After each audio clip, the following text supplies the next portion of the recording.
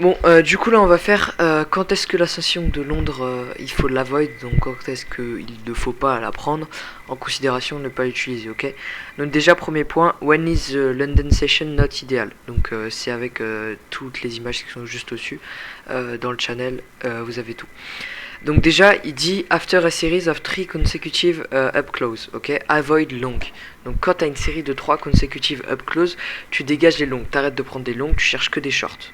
Bien sûr, si tu as des choses bien pour ton short. Et en gros, c'est que de la daily chart, ok. Donc par exemple, simplement, quand tu as 3 up close candles, tu vas chercher des sells. Une up close, 2 up close, 3 up close, pendant la London, tu cherches que des sells. Down close, down close, down... Bon là il y en a 4. Donc à partir de la troisième ici, là tu vas chercher que des buys. En plus on arrive près de ton order block, et là ça remonte. Ok. Faut que j'en trouve un exemple avec 3.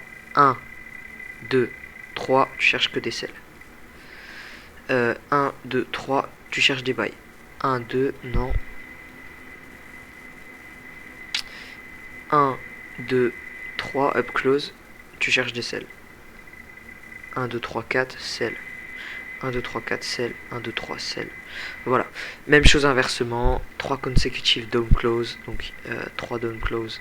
Où est-ce qu'on a 3 down close propre? Où est-ce qu'on a 3 down close propre? Là, 1, 2, 3. On cherche que des buys. 1, 2, 3, on cherche que des sells. 1, 2, 3, on cherche que des buys. Etc. etc. Pendant la London, encore une fois. Que des buys pendant la London. Après c'est after a FOMC event that produce extreme wipe so. Donc par exemple, je crois que c'était le 26 ou le 27 janvier. On avait le FOMC. Alors, faut juste que je trouve mon truc de backtest. 26 janvier, 27. Voilà. Si on a un wipe so c'est-à-dire qu'on va faire un extrême wipe so, c'est gros mouvement haut-bas. Voilà. Vous voyez, genre de mouvement comme ça. Gros mouvement au bas, on prend la liquidité de partout, on respecte rien. Voilà, ça c'est le genre de mouvement où il faut faire gaffe. Voilà, vous voyez. Là, je pense qu'il y a du wipe so là-dedans. Je sais plus à quel jour c'était et quelle heure c'était, mais imaginons que c'était cette heure-là. Ben là, vous avez un wipe so. On prend la liquidité en bas, on remonte. Et du coup, vous n'allez pas trader la session de Londres quand vous avez ça. Ahead non-farm payroll number, donc avant une NFP, à partir du mercredi New York Session, vous arrêtez de trader les London et vous attendez la semaine pro, simplement. Le jour de trading avant un long week-end, donc les week-ends de 3 jours, on a des jours fériés ou même de 4 jours, ou avant des vacances. Donc imaginons tu as des vacances, on est un jeudi, t'as un vendredi férié et après t'as 2 semaines de vacances. T'as Christmas par exemple, et bien là à partir de ce moment là, qu'est-ce que tu vas faire? Bah tout simplement tu ne vas pas trader London, tu ne vas même plus trader. Ensuite, prochaine raison, quand est-ce que la London Session n'est pas idéale, encore une fois, quand tu as plusieurs multiples high to medium impact news. Donc si près de la London tu as plein de high ou de medium news qui impactent du coup ton marché. Attention, il faut que ce soit des news qui drive le marché. Par exemple, une news qui drive le marché, ça va être une news sur euro ou sur le dollar ici par exemple, ok. Et des news médium ou importantes et plein. Ok, à partir de ce moment-là, tu vas pas trader Londres. Si tu as un truc sur les Indiens, l'annonce la plus importante de toute leur vie, sur leur monnaie ou je sais pas quoi, bah là à ce moment-là tu t'en fous. C'est une high news mais ça drive pas du tout ton marché. Mais quand ça le drive, là tu fais attention et tu ne traites pas ta London. Et ensuite, quand tu as une absence de news, vraiment une vraie absence de news pendant la London Session, tu essayes de ne pas trader. Attention, ça veut pas dire que tu traites pas, tu essaies de ne pas trader quand tu as une absence de session. Maintenant, quelles caractéristiques est-ce qu'on regarde? Donc déjà, le CBDR est plus grand que 50 pips. Ok. CBDR plus grand que 50 pips. On ne va donc pas trader London. Asian Session Range, ça c'est mon CBDR. On va chercher un CBDR qui fait plus que 50 pips. CBDR qui fait plus que 50 pips. Ah, bah là il calcule pas très bien, j'ai l'impression. Si, c'est bon. CBDR de plus que 50 pips, il faut rapidement qu'on en trouve un. Voilà, 50 pips. CBDR de 50 pips. À partir de ce moment-là, tu ne vas pas trader ta London Session qui est juste là. tu ne vas pas la trader, ok? Pourquoi? Parce que tu as ton CBTR de plus de 50 pips, simplement. Quand le Asian Range est plus de 40 pips, donc même chose, l'Asian Range c'est ce que vous voyez, faut que j'arrive à bien me prendre, mais en gros Asian Range de plus de 40 pips tu le prends pas, c'est le A égale 29, pas plus de 40 donc je trade. Est-ce que le total fait plus de 50? Non, donc je trade, simplement. Ensuite, qu'est-ce qu'on a d'autre? Si le CBDR et l'Asian Range visuellement ne consolident pas. Donc là, est-ce qu'on a une consolidation visuellement? Non. Monte. On a juste cette consolidation là. Ok, si on l'avait keep sans faire ce mouvement là. Ok, là c'est consolidating. Mais là on consolide pas. Donc on ne traite pas simplement.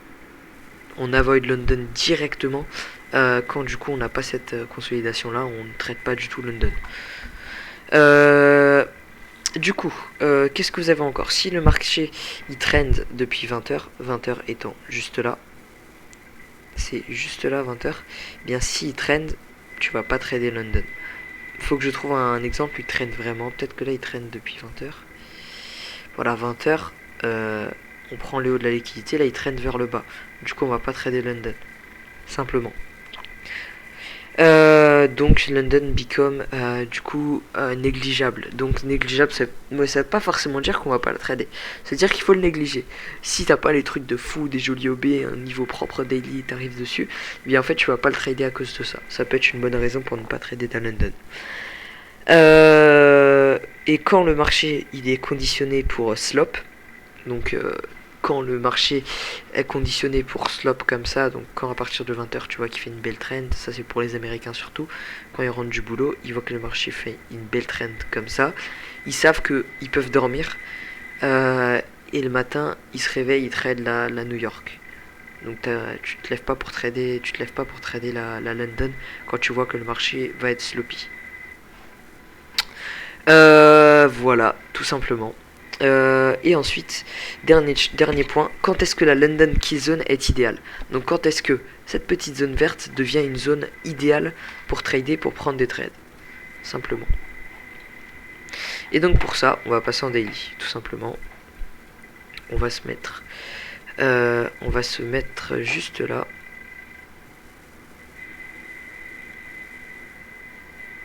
Et donc là par exemple, un endroit où c'est assez propre, voilà. Donc, du coup, the daily chart is clearing respecting PDRAs. Donc, quand ta chart daily, elle respecte clairement les PDRAs, les premium discount arrays. Donc, elle va respecter clairement cet order block là, par exemple. Ça veut dire que oui, déjà, ça devient petit à petit idéal pour la London. Ok, quand ça respecte clairement. On trace juste ça, on va pas aller plus loin. Ok, simplement. Ensuite, le marché a récemment répondu à un higher time frame PDRA, donc à un order block daily là par exemple, et n'a pas encore rencontré, donc il n'a pas encore rencontré un nouveau opposé PDRA. Donc il réagit à un OB bullish et il n'a pas encore rencontré un OB bearish. Donc il a encore de la course à faire. Et donc d'ici à ici, on peut encore trader. Ou s'il revient là-bas, bah là on peut le trader jusqu'en haut. Ou jusqu'ici au mesh. Ok, simplement. Quand le marché il tend à trader ailleurs sur une London, ok, et bien à partir de ce moment-là, non, sur le daily, pardon, bah tu vas chercher que des longs. Donc imaginons, on est ici, tout con, c'est des mots un peu durs pour dire quelque chose de simple. Quand tu arrives près de ton OB daily ici, pendant la London, tu vas chercher que des longues. Quand tu arrives au niveau de ton OB bearish, pendant la London, là tu sais pas, vu que là on est plus haussier. Ok, donc tu regardes comment ça réagit là, etc. Et inversement, imaginons, voilà, là on a bien réagi là. Ouais, là on a bien réagi là. Bien là tu vas chercher que des selles. Simplement. Et donc là, je vais vous montrer exemple de ça. Vous avez donc votre order block juste ici. Je vais le monter un tout petit peu pour qu'il soit beaucoup plus clair et précis. Voilà, parfait. Et bien maintenant, moi, simplement, qu'est-ce que j'attends? tout simplement. Qu'est-ce que j'attends?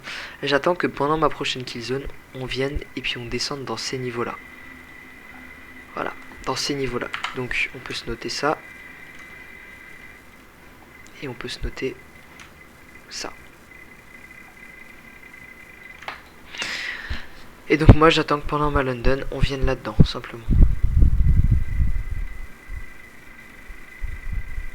Ok, là par exemple aujourd'hui, vous voyez, c'est pas pendant la London qu'on vient là-dedans. C'est pendant la New York, est-ce qu'il va y aller? Non, j'ai l'impression qu'il veut pas y aller.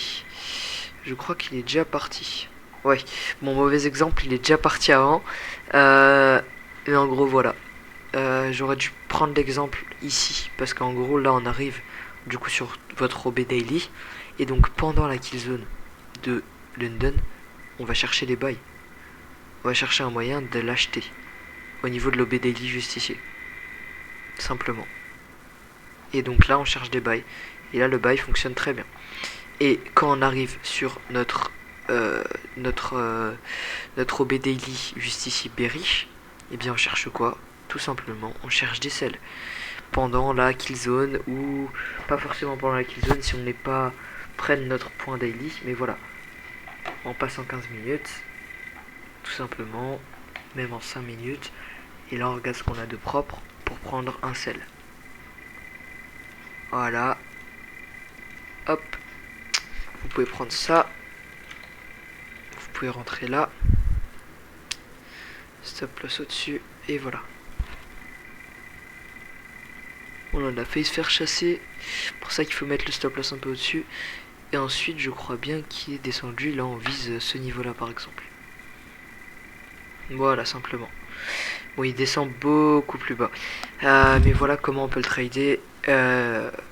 Et voilà, ça c'est tout par rapport à tout ça. 12 minutes de rec, ça va. Donc ouais, c'est dur à expliquer comme ça. Il faudrait que j'ai plus d'exemples. Là, je l'ai fait à l'arrache. Mais ouais, en gros, c'est ça à peu près. Vous regardez ce que j'ai envoyé. Vous aurez tous les trucs intéressants.